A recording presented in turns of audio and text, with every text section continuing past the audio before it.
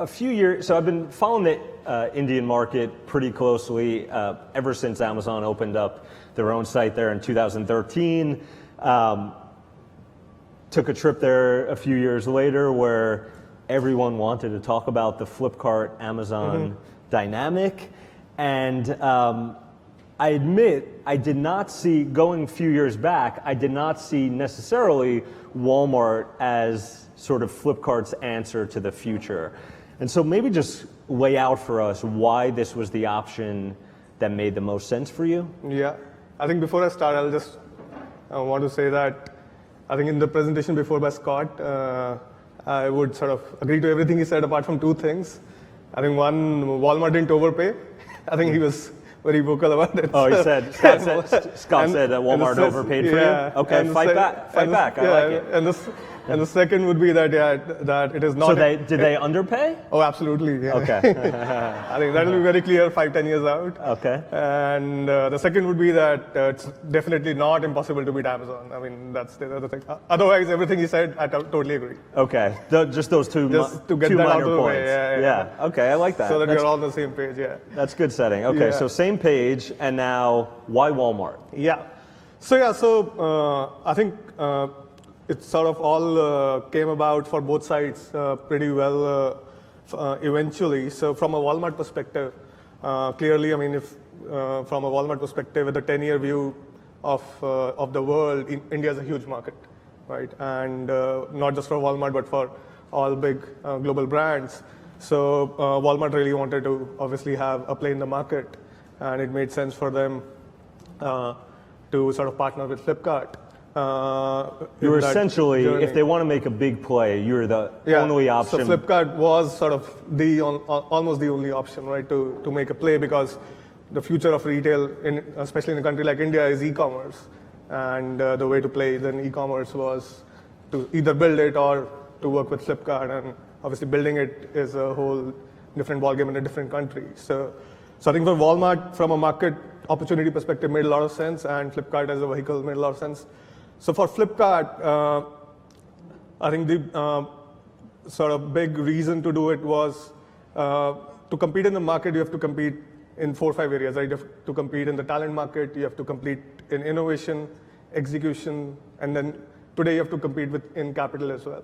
And so just from a capital competition of competing in the, with capital perspective, I think we, for our next 10 years, I think we needed a lot more strategic capital backing us, which was way more patient and long-term, and not really looking for mid to short-term returns. Because, I mean, as we've all seen, these platforms really start making profits at a large scale and start being valuable at a much larger scale. So I believe we were at a sort of place where that kind of necessitated bringing on strategic capital onto the cap table.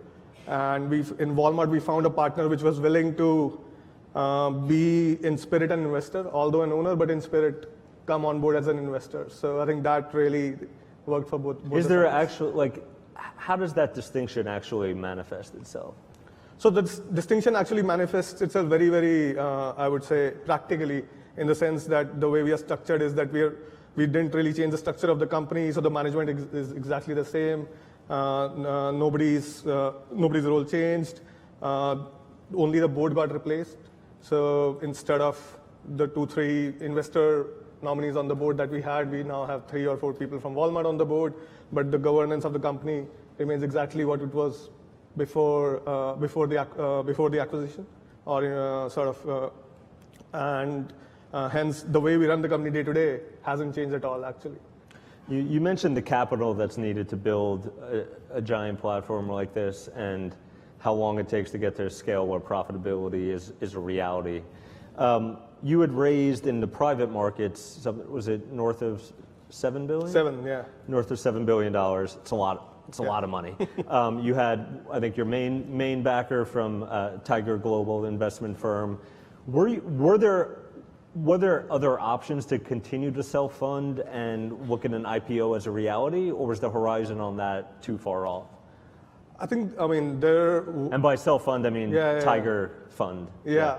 I think from from a perspective of the amount of capital required and the intervals, the capital and the intervals at which you need to sort of keep raising that capital, it made a lot more sense for us to get sort of long-term patient strategic sort of capital backing us. Otherwise, you're on this treadmill where every 18 months, 24 months, you're sort of back raising capital, and it distracts you from the business. And It's miserable. Yeah, and then you also have to, manage the numbers. Whereas with a strategic partner, you can really take a much more longer-term point of view and invest in areas which really matter, invest in innovation, supply chain, talent, all of the good stuff.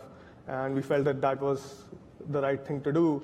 And again, while we did that, we still, from a IPO perspective, from an independent sort of brand perspective, we still have the goal of taking the company IPO in the future, with Walmart being a sort of majority investor. And the goal there would be, why is that still a goal with the current setup? So, couple of things. I think one, we believe that you still own, by the way, you still own a big stake in the company. Yeah. Okay. So, a couple of things. I think one, we believe that the whole, we can be way more competitive with the right partners around. So the other partners we have is Tencent. We also have Microsoft as an investor. So one is that I think bringing the right partners on board is crucial, we believe, for success in the long term. So one is that. Second is from a talent perspective. So I think we want the talent to be still sort of motivated with a venture sort of backed company like wealth creation return. Yeah. You want to be able to compensate with equity. With equity, yeah, exactly. So I think those two are major drivers.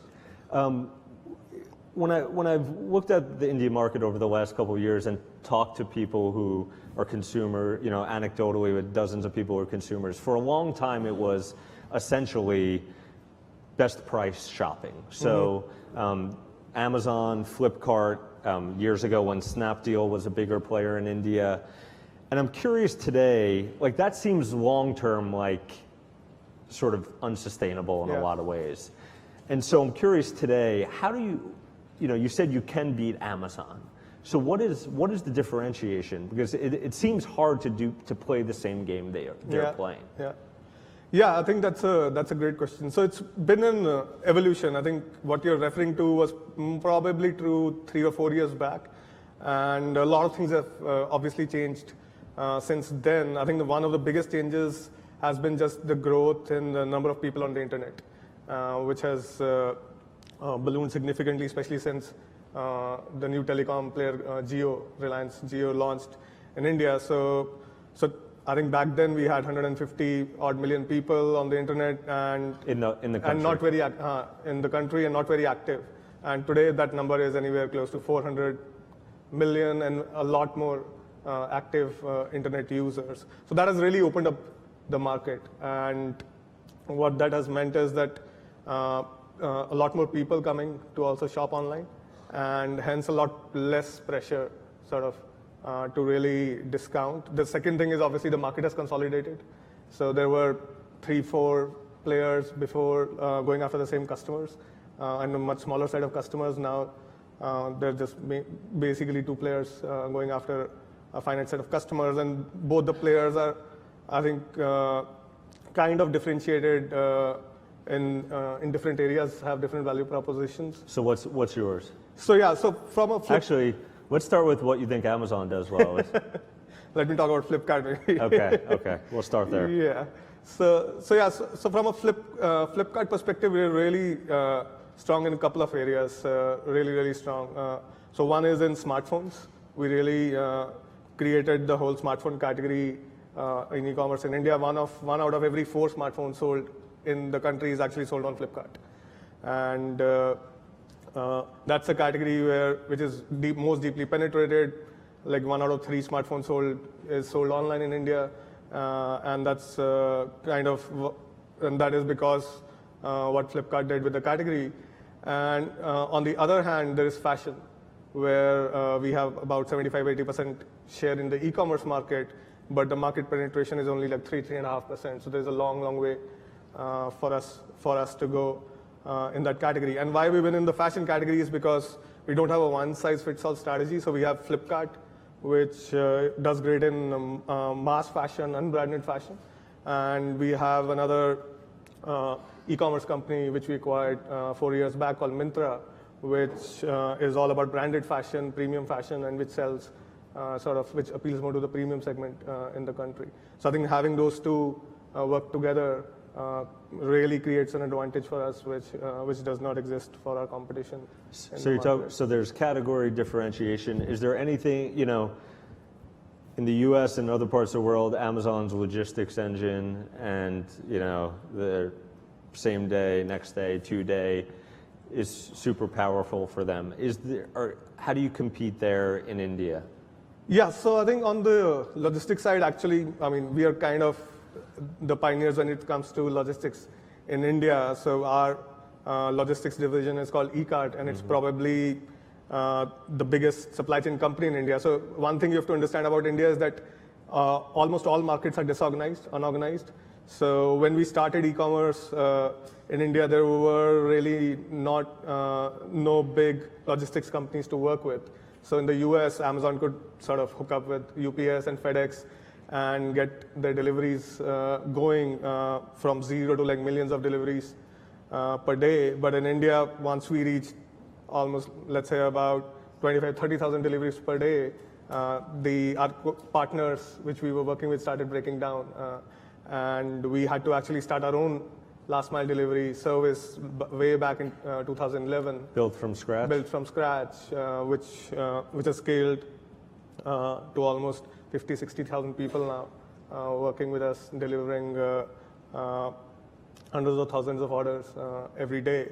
So from a logistics perspective, the kind of reach we have in the country, especially in the tier 2, tier 3 areas, is kind of unparalleled. We reach almost 400 cities in India through our own network. 90% of deliveries on Flipkart are done by our own delivery network. Only 10% is done by third parties. And the NPS scores of our delivery versus third parties is just way off the charts, like almost 20 points more when we do it on our own. So I think all of that combined creates a lot of advantage. The other thing we are really good at is, I think if you look at customer segments by income, Flipkart is really, really strong on the mass customer segment. So tier 2 cities, more value conscious customers, and who are looking at, who also need a lot more affordability and credit like programs. So what we've also done in the last couple of years is really worked a lot on making credit available. Again, credit is completely unorganized in India, so you have to work with a lot of banks, you have to work with a lot of startups to make credit accessible to customers who never had credit and who don't have a credit history.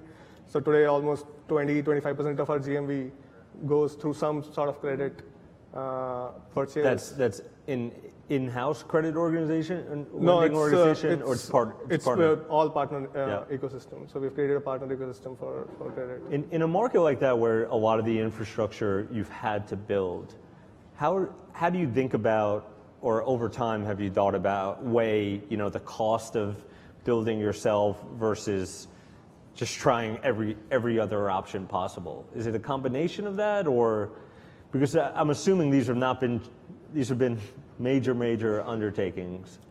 Yeah, I think it goes back to what the customer needs. I think one of the reasons for our success has been that we've always put customer experience on top as a sort of top metric for the entire company, even before sales or margins. And I think that kind of drives all the decision making. And so to have the right customer experience, if you have to get something done on your own and the ecosystem is not ready, then I think you're kind of not left with any choice. Yeah. And I think what we've realized is once you're able to do it, overcome the obstacle, it also becomes a big differentiation or a steady advantage. So that's been a journey. It's hard work. You have to do multiple things. You're not just doing one thing well. You have to do multiple things well. But if you are able to do that and combine all of that together, then it's hard to beat. I'm curious about the journey to get to, it was is it a 10-year journey up till now? 11, yeah. 11-year journey up to now. Several years ago, we have Jeff Bezos's face plastered all over business news when he arrived in the country and I think was holding a giant check with $2 billion or $3 billion. $2 billion. At that point, looking, a couple of years ago, when you all see that, what is your thought? What's the first thought when you see that? What's the first thought when you see that? I think our thought has kind of always been that capital is important, but it's not the most important. So our basic thought always has been that what is competition doing which is smart and which could be sustainable and could get in our way. I think apart from that, I think the first thought maybe which came with this into our mind was about a gimmick, I guess. What a gimmick? Yeah, looked like a gimmick. Well, the Jeff Bezos' arrival that day, I think it was a day of or day after you all had announced the new funding round, and he was out there showing, I guess, his checkbook's bigger or something like that.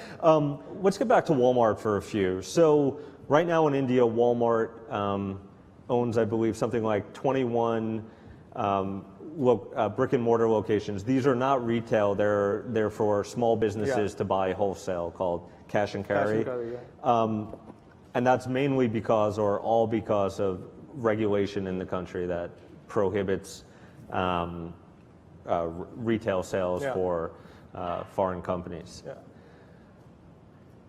On the other hand, we've seen Amazon make moves with some, mom and pop shops in India and their own, brick and mortar plays. Is there, the omni-channel talk is everywhere these days. Is there a place where that would make sense for Flipkart and Walmart together in India or Flipkart proper? Yeah, I think sometime in the future, especially in certain categories, omni-channel would make a ton of sense.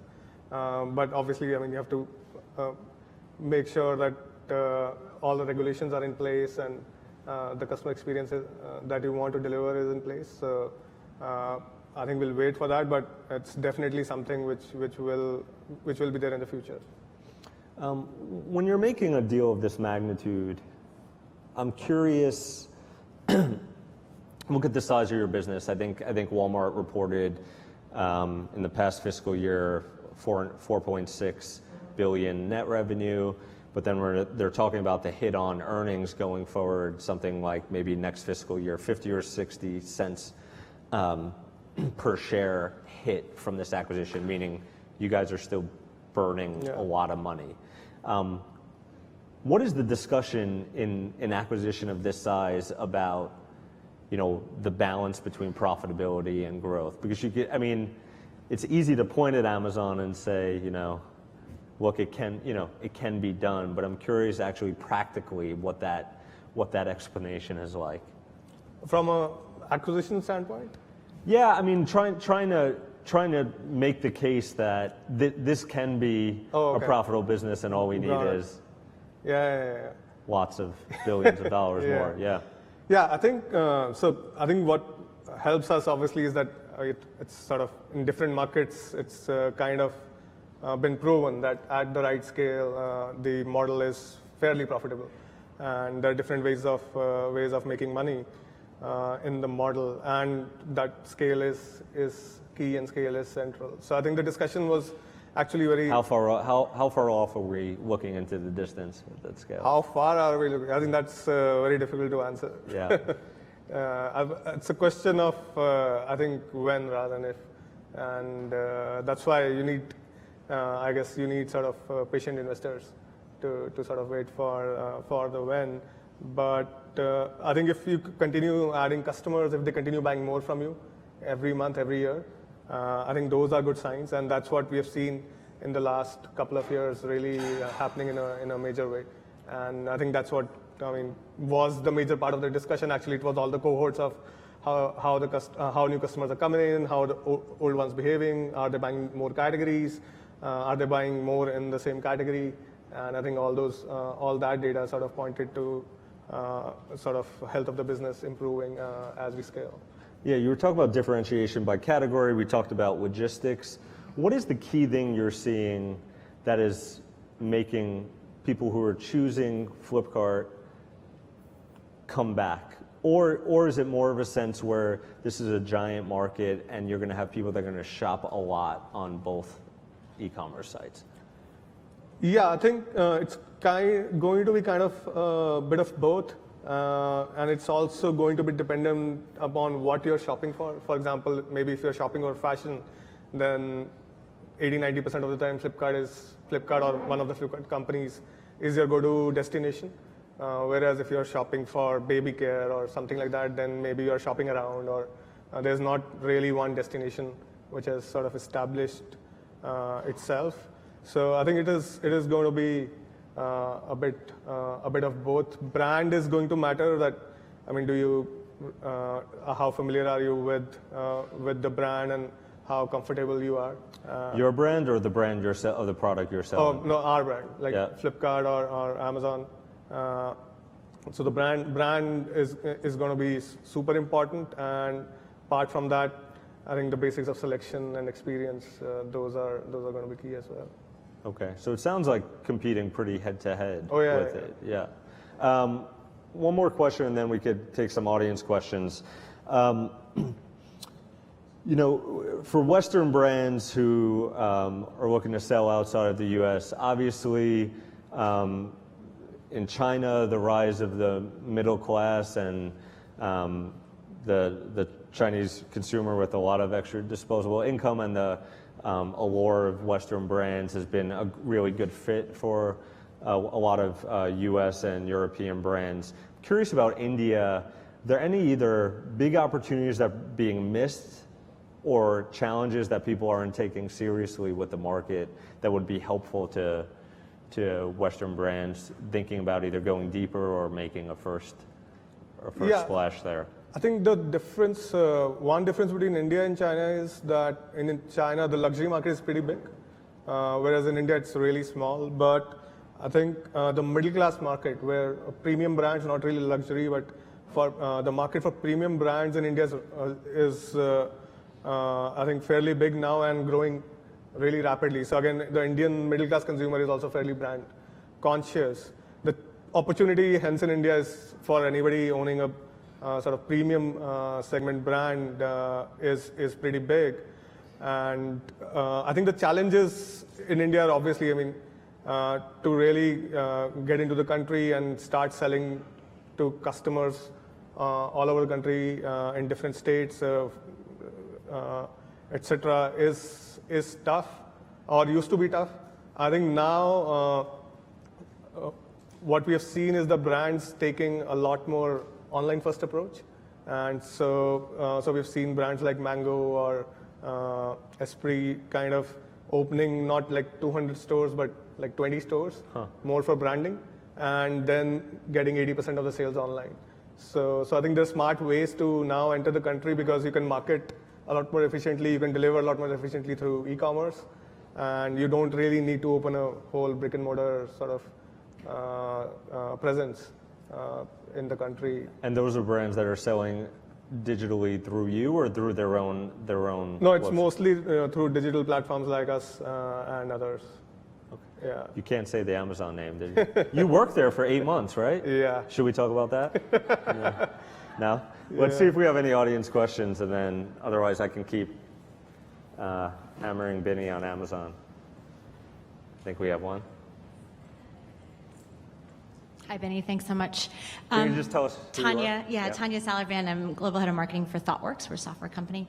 I'm just curious because you mentioned brand strength and you mentioned tech talent. And having taken my very first trip to India and Bangalore specifically this year, I was amazed at how much technology companies were really investing in India specifically, and especially in some of those tech-heavy areas. What is it about the Flipkart brand that has really attracted top tech talent, do you believe, to you? And how are you making sure that you're keeping that engagement? Yeah, that's a great question. So I think from day one, I think one of the actually key reasons for our success has been the talent bar that we have set in general, and especially in technology. So I think everybody knows that you attract the best tech talent if basically the best tech talent wants to make great impact and work with great people, right? So in India, if you want, we kind of attract people who really want to make an impact for India. So I mean, as a technology developer or engineer today, you can basically, there are numerous opportunities to make impact in different areas and different companies, right? But Flipkart is unique in a sense that if you want to make a huge impact in the country for India, Flipkart is kind of the place to be. And that's a positioning which nobody else can take. So that's what we're really focused on. And that's the point we hammer to every day. I just have a quick follow-up there. Yeah. So talking about having a big impact within India, at the same time there's a portion of the consumer base that have a ton of pride in the country that were not super happy with acquisition by a big multinational global company. And so were you surprised? There's been some blowback and some protests. Is that surprising at all to you? Not really. I think it's not from the consumer base. It's I think more from different associations, merchant associations, and all. I think it's more of a debate around e-commerce versus sort of traditional retail. I mean, I think this was just a trigger point for the discussion to start, but I think it's more of that debate happening and what should be the policy around that. Will the big online platforms with Walmart's help really crush the mom and pop? And what do you, is that a conversation you engage in as a company or? Yeah, absolutely. I think we're deeply engaged with the government in making sure that we have the right policies in the country. And I think the way we look at it is that all the Kirana stores or all the mom and pop shops are actually can be sort of part of the whole ecosystem. So our group company Myntra already actually delivers a large percentage of their orders through the Kirana system, where the Kirana store. Can you just explain what the Kirana stores are? Kirana stores are basically mom and pop shops selling FMCG goods and grocery, and all over the place, and which are kind of all over the place. We don't really have large retailers like Walmart or Kroger's selling grocery in India. So we're basically leveraging Kirana stores to deliver products. Walmart is, as we said, has 21 sort of cash and carry stores trying to deliver to Kiranas and bringing their costs down. So I think there's a lot to be done along with them. And that's what we are focused on. Okay. We got one more here. Hi, David Escamilla with Abdeal. And I wanted to know, looking back over the past 5 years, what are the 2 or 3 key decisions that you think helped you compete effectively against Amazon? I just think you offer a good template for maybe European firms or others. Yeah, I think one.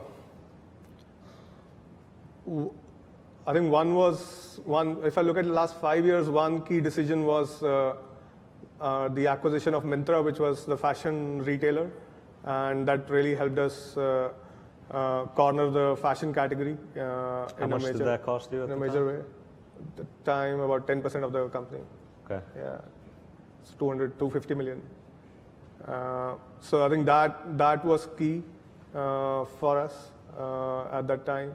I think the second, really, I would say, would be to really, I think, ignore the competition also a little bit and really focus on what our strengths are and on what the customer needs. And really, I think, getting the team focused as well and not distracted by competition. Because when competition, as Jason said, is brandishing sort of a $2 billion check, people can get distracted very easily. And I think just getting them focused on your company's goals and your company's customers, and I think delivering every day, executing everything, that makes the huge difference. And $7 billion helped a little bit? I think, yeah, capital obviously is, as I said, capital is important given the market dynamics. Yep. I think we're actually out of time, unfortunately, but thank you so much, Binny. This has been great.